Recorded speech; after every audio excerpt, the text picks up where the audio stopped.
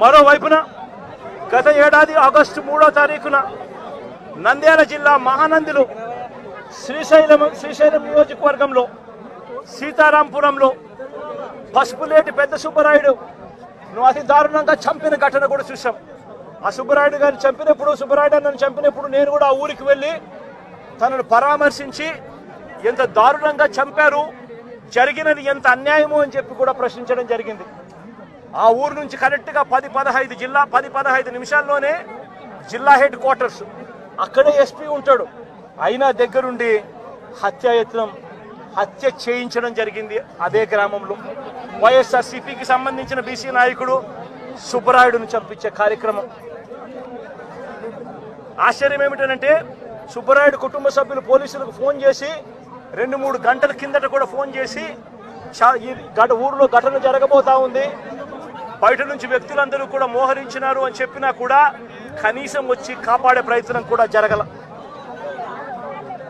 గత ఏడాది జూలై 23వ తారీఖున పల్నాడు జిల్లా పెదకూరుపాడులో కొసూరులో వైఎస్ఆర్సీపీ నాయకుడు ఈద సాంబిరెడ్డిని కూడా ఇనుప రాడ్లతో దారి కాచి రోడ్డులో కారు ఆపి కొట్టి చనిపోయాడని చెప్పి వదిలేసి వెళ్ళిపోయిన ఘటన. చివరకు తను హాస్పిటల్లో చేరడం, బ్రతకడం, ఈ రోజుకి కూడా తనకు 2 కాళ్ళు 2 చేతులు కూడా ఈ రోజుకి కూడా ఆపరేషన్ల మీద ఆపరేషన్ చేసి అవి బతికించే కార్యక్రమాలు చేసే కార్యక్రమాలు ఈ రోజుకి కూడా జరుగుతూ ఉంది. పల్నాడు జిల్లా వినుకొండలో గత ఏడాది జూలై 17వ తారీఖున వైఎస్ఆర్సీపీకి చెందిన రషీద్ అనే యువకుడిని దారుణంగా నరికి చంపిన పరిస్థితులు మన కళ్ళ ఎదుటే కూడా కనిపించాయి.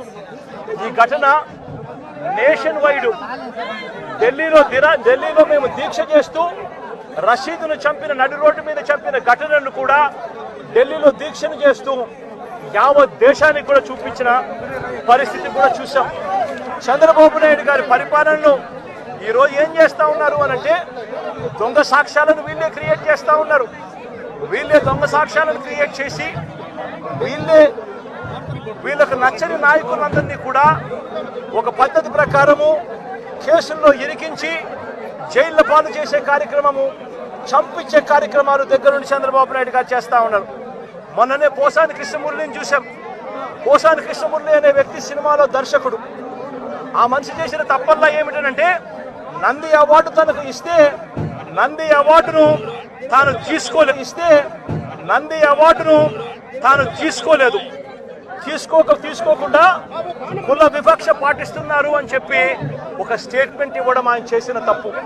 2017లో ఆయన చేసిన ఈ తప్పుకు ఈరోజు ఇన్ని సంవత్సరాల తర్వాత ఆయన మీద 18 కేసులు పెట్టి ఆయన జైళ్ళ చుట్టూ తిప్పి ఏకంగా 1 నెల రోజుల పైన ఆయన జైల్లో పెట్టించే కార్యక్రమాలు చేశారు. దళిత మాదిగ సామాజిక వర్గానికి సంబంధించిన మాజీ లోక్సభ సభ్యుడు నందిగాం సురేష్ పై తప్పుడు కేసులు పెట్టి ఏకంగా 145 రోజులు అతన్ని జైల్లో పెట్టడం కూడా చేశారు. మాజీ ఎమ్మెల్యే పిల్లని రామకృష్ణారెడ్డి ఇతని మీద కూడా కుట్రపూరితంగా తప్పుడు కేసులు పెట్టి 55 రోజుల పాటు ఇతన్ని కూడా జైల్లో పెట్టించే కార్యక్రమాలు చేశారు.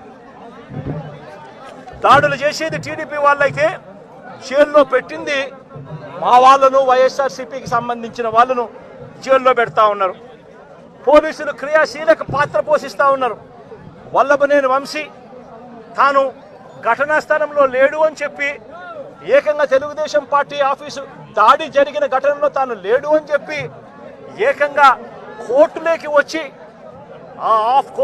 వచ్చి తెలుగుదేశం పార్టీకి సంబంధించిన వ్యక్తి, పనిచేస్తా ఉన్న వ్యక్తి కోర్టు 18 సార్లు ఆయనకు వాయిదాలు పిలిస్తే 18వ తారీఖు రాని తప్పని పరిస్థితిలో పోలీసులే తనను ప్రవేశపెడితే కోర్టు ముందర తానే వంశీ అనేవాడు అక్కడ లేడు అని చెప్పిన తర్వాత కూడా వంశీని అదే కేసులో ఇరికిచ్చి అదే కేసులో వంశీని ఇబ్బంది పెడుతూ ఇప్పటికి 50 రోజుల నుంచి వంశీని కూడా జైల్లో పెట్టించే కార్యక్రమాలు చేశారు. ఇలా రాష్ట్రం మొత్తం మీద రెడ్ బుక్ పరిపాలన సాగిస్తా ఉన్నారు.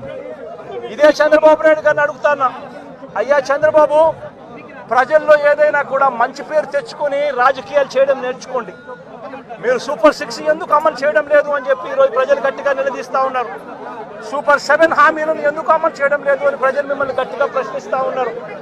ఇలాంటి ప్రశ్నించే సమయంలో ప్రజల గొంతు వినపడకూడదు అని చెప్పి రాష్ట్ర వ్యాప్తంగా రెడ్ బుక్ పాలన మీరు సాగిస్తూ వైఎస్ఆర్సీపీకి సంబంధించిన వాళ్ళు లేదా మీ సూపర్ 6ను మీ సూపర్ 7ను ఎందుకు అమలు చేయడం లేదు అని చెప్పి అడుగుతా ఉన్న ప్రజలను మీరు దయా దాక్షిణ్యం లేకుండా ఈ రకంగా ప్రతి చోట కూడా పోలీసులను ఉపయోగించుకుంటూ ఎమ్మెల్యేలందరినీ కూడా హింసను ప్రోత్సహించండి అని చెప్పి వాళ్ళందరినీ కూడా ఉసగొలుపుతూ రాష్ట్ర వ్యాప్తంగా కూడా మీరు చేస్తూ ఉన్న ఈ దౌర్జన్య కాండ త్వరలోనే ప్రజలు చూస్తూ ఉన్నారు, దేవుడు చూస్తూ ఉన్నాడు. ఖచ్చితంగా మీకు బుద్ధి చెప్పే పరిస్థితి త్వరలోనే వస్తుందని చెప్పి ఈ సందర్భంగా చంద్రబాబు నాయుడు గారికి గట్టిగా మందలిస్తూ చెప్తా ఉన్నా. అదే మాదిరిగా ఇంకొక విషయం కూడా చెప్తా ఉన్నా. అదే విధంగా ఇంకో విషయం కూడా చెప్తా ఉన్నా. ఇదే చంద్రబాబు నాయుడు గారికి చెప్తా ఉన్నా, ఇదే పోలీసులకు చెప్తా ఉన్నా. పోలీసులు ఎవరైతే చంద్రబాబు నాయుడు గారిని మెప్పు కోసం ఎవరైతే పోలీసులు చంద్రబాబు నాయుడు గారి మెప్పు కోసం ఎవరైతే వాళ్ళ టోపీ మీద ఉన్న సింహాలకు సెల్యూట్ చేయకుండా చంద్రబాబు నాయుడు గారికి వాచ్మెన్ల కింద పనిచేస్తా ఉన్న ఆ ప్రతి పోలీస్ అధికారికి చెప్తా ఉన్నా, ఎల్లకాలం చంద్రబాబు నాయుడు గారి పరిపాలన సాగదు. చంద్రబాబు నాయుడు గారి పరిపాలన త్వరలోనే వస్తుంది. ప్రతి పోలీస్ అధికారికి కూడా చెప్తా ఉన్నా, మీ బట్టలు తీస్తామని చెప్పి ప్రతి పోలీస్ అధికారికి మీ యూనిఫామ్ తీస్తాం, చట్టం మిమ్మల్ని నిలబెడతాం, దోషులుగా మిమ్మల్ని నిలబెట్టి మీ యూనిఫామ్ తీయించి మీకు ఉద్యోగాలు లేకుండా చేస్తామని కూడా ఈ సందర్భంగా ఇప్పటికైనా చెప్తా ఉన్నా. ప్రతి పోలీస్ అధికారిలో కూడా మార్పు తెచ్చుకోండి. ఎల్లకాలం ఇదే పరిపాలన సాగదు. మీరు చేసిన ప్రతి పనికి కూడా వడ్డీతో సహా లెక్కేసి మిమ్మల్ని దోషులుగా నిలబెట్టి మీతో కక్కిచ్చే కార్యక్రమం ఖచ్చితంగా చేస్తామని చెప్పి కూడా ఈ సందర్భంగా ప్రతి పోలీస్ అధికారికి కూడా చెప్తా ఉన్నాం. లేదు నేను ఎలక్షన్ బాయ్కాట్ చేశాను అని నీ చేతగాని తనం కదా అది. ఒక మహిళ 4 సార్లు 3 సార్లు ఓడిపోయినాడు ఆయన. ఆ చేతగాని దద్దమ్మ ఈరోజు ఎంపీటీసీ ఎలక్షన్లో సునీతమ్మ అడ్డుకుంటుందంటావు. ఒక ఆడ మనిషి చేతలో నువ్వు అడ్డుకుంటున్నారంటే నీ పక్కన కూర్చుండే నీ మాజీ ఎమ్మెల్యేలు కూడా నవ్వే పరిస్థితి కూడా ఏర్పడుతుంది. చేతగాని మాజీ ఎమ్మెల్యేలు కూడా ఈరోజు ఎంపీటీసీలను తీసుకొని పోయి వాళ్ళు ప్రమాణ స్వీకారం చేయించుకున్నారు. నువ్వేదో తోపు అని చెప్పుకుంటావు, ఇక్కడ చూస్తే తోపు లేదు, జీరో అయిపోయినావు. నువ్వు మాట్లాడతావా ఏమా గురించి? మళ్ళీ పోలీసుల గురించి పోలీసులు కూడా ఇప్పుడైనా తెలుసుకొని మాట్లాడాలి. ఎందుకంటే మొన్న జరిగినప్పుడైనా ఎస్పీ మేడం గారికి కూడా నేను చెప్తున్నాం, పదే పోలీసుల్ని టార్గెట్ చేసి మాట్లాడుతున్నారు. అమ్మా ఇప్పుడైనా ఎస్పీ గారు మీరు మాట్లాడండి, మీ వాళ్ళకు కూడా మీరు భరోసా ఇవ్వండి. మీరు ఎందుకు సైలెంట్గా ఉన్నారో నాకు కూడా అర్థం కాలేదు. ఒక మహిళ ఎస్పీ వచ్చిందని ఎంతో గర్వపడినా, ఒక మహిళగా నువ్వు గర్వంగా మమ్మల్ని కూడా తలెత్తుకునేలాగా చెయ్యాల. మీరు ఒక ప్రెస్ మీట్ పెట్టండి. ఏం జరిగింది ఆ రోజు లింగమయ్య దాంట్లో ఏం జరిగింది, ఇప్పుడు ఏం జరిగింది, ఈరోజు జగన్ రెడ్డి ఏం చెప్పారు, పోలీసులు నిజంగా అడ్డుకున్నారా, ఈ విషయాలన్నీ కూడా చెప్పే బాధ్యత ఇది ఎస్పీ గారి మీద కూడా ఉంది. ఇప్పుడు కూడా మీరు నోరు తెరవకపోతే చాలామంది మీరేం పెద్ద ఆఫీసర్లు పైన వెళ్ళిపోతారు, చిన్న పోలీసులు బలైపోతారు. తల్లి ఇప్పుడైనా మీరు ఒక ప్రెస్ మీట్ పెట్టండి అని ఒక ఎమ్మెల్యేగా మిమ్మల్ని కూడా నేను కోరుకుంటున్నాం. ఎక్కడ చూసినా అడ్డుకుంటున్నారు అంటున్నారు. ఏ సాక్షి టీవీలో వచ్చినా పోలీసులను అడ్డం పెట్టి ఎక్కడ పడితే మా వాళ్ళంతా తండోపదండాలుగా వేలాది మంది వస్తున్నారు, అడ్డుకుంటున్నారు అంటున్నారు. రండయ్యా, ఎక్కడ అడ్డుకున్నారు? ఒక్క ప్లేస్ చూపించండి. మీరే సాక్షి ఛానల్ జిల్లాలో ఉండేటువంటి మండలాలు కోటి ఉంటాయంటే అవన్నీ తెచ్చి గొట్టాలు పెడుతున్నారు. అడ్డుకున్నారు. అడ్డుకుంటే మరి ఇంతమంది 3000 మంది ఎట్లొస్తారు? హెలికాప్టర్ దగ్గరికి 3000 మంది పైన ఎట్లొస్తారు అంటున్నా. పోలీసే అనుకోంటే, పోలీసే అడ్డుకోంటే ఒక్క వెహికల్ కూడా రాదు. జగన్ దిగాల, పోయి పరామర్శించి బండెక్కి పోయే పరిస్థితి ఉండేది. కానీ ఆ పరిస్థితి లేకోకుండా మా నాయకుడు చంద్రబాబు నాయుడు గారు ఆ విధంగా వద్దు, ఎవరికైనా స్వేచ్ఛ ఉండాలా, రమ్మనండి, బందోబస్తు పెట్టండి, పంపించండి అని గౌరవంగా పంపిమ్మని మా నాయకుడు చంద్రబాబు నాయుడు గారు చెప్పారు.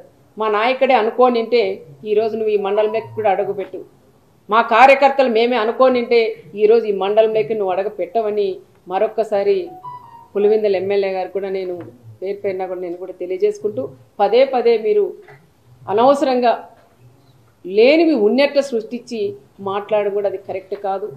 ఏది ఏమైనా ఈరోజు మాట్లాడిన ప్రతి ఒక్క వర్డు పచ్చి అబద్ధాలు తప్ప దాంట్లో ఒక్కటి కూడా నిజం లేవు.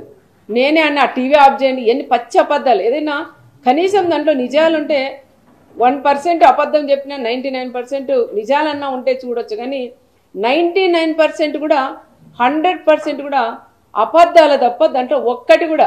ఒక మాజీ సీఎం అయ్యా నువ్వు పచ్చి అబద్ధాలు మాట్లాడుతుంటే ప్రజలు నవ్వుతున్నారు. ఒక్కసారి మీరు కూడా ఆలోచన చేయాలని, ఏదైనా ఇలాగ వచ్చినప్పుడు మీరు కూడా ఏం మాట్లాడాలి ఏం మాట్లాడకూడదని తెలుసుకొని వస్తే కూడా బాగుంటుందని కూడా చెప్తున్నాం. ఈరోజు వచ్చినది కేవలం పరిటాల కుటుంబం టార్గెట్ చేయడానికి, లింగమయ్య ఫ్యామిలీని పరామర్శించడానికి వచ్చినట్లు వచ్చి ఇంత రాజకీయం చేసి ఈరోజు జగన్ రెడ్డి కూడా వెళ్ళారు.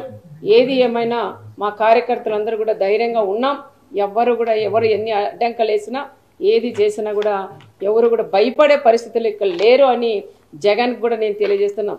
తల్లికి చెల్లికి న్యాయం చేయలేని వ్యక్తి ఈరోజు నా మండలంలో జరిగిన లింగమయ్యకి ఏమి న్యాయం చేస్తారనేది ఒక్కసారి సూటిగానే ఆయన కూడా నేను అడుగుతున్నా. అన్న మా నాన్న చనిపోయాడు, నాకు న్యాయం చెయ్యండి అని 2 చేతులు ఎత్తి జోడించి ఒక సునీతమ్మ జోడించి అడిగితే కూడా ఆ తల్లికి నువ్వు న్యాయం చేయలేని వ్యక్తి ఈరోజు లింగమయ్యకి నువ్వు ఏం న్యాయం చేస్తావయ్యా అని ఆయన్ని కూడా నేను అడుగుతున్నా. ఇంకొకసారి ఎక్కడన్నా నువ్వు పోయినప్పుడు జైలు పలికించుకుంటూ ఎవరైనా చనిపోతే ఆ కుటుంబంతో ఏ విధంగా కూర్చొని పరామర్శించాలనేది కూడా తెలియని వ్యక్తి నువ్వు అని కూడా చెప్తున్నావు. ఎందుకు వస్తాయాలు నవ్వులు? చావు అయిపోయి 9 రేపు దినమంట. ఈరోజు తను కూర్చొని నువ్వు ముందు మాట్లాడుతూ వెనక నీ వాళ్ళంతా కిలకిల నవ్వుతారా?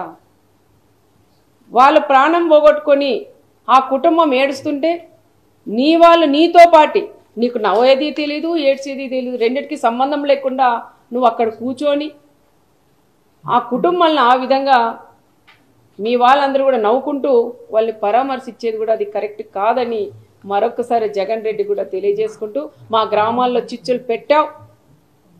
చిచ్చులు పెట్టొద్దు అన్నావు, పెట్టావు. ఇంకోటి మా కార్యకర్తలందరూ ఒకటే ఛాలెంజ్ చేశారు, నువ్వు వస్తున్నావు బీసీలను నువ్వు చెప్తున్నావు, మరి బీసీలు నువ్వు వచ్చినప్పుడు ఈ రాప్తాడ్ నియోజకవర్గం ఒక బీసీ అభ్యర్థికి ఇన్ఛార్జ్ ఇవ్వమని ఛాలెంజ్ చేసి మా బీసీలందరూ కూడా అడిగారు. కురువ కమ్యూనిటీకి సంబంధించిన లీడర్లు అడిగారు, వాల్మీకి సంబంధించిన వాళ్ళు అడిగారు. మరి నువ్వు అది చేసేకి నీ చేత కాలేదు. కానీ పచ్చి అబద్ధాలు చెప్పేకి మాత్రం పాపరెడ్డిపల్లి హత్య లింగమయ్యని వాడుకున్నాడని ప్రత్యేకంగా కూడా తెలియజేసుకుంటూ సెలవు తీసుకుంటాను.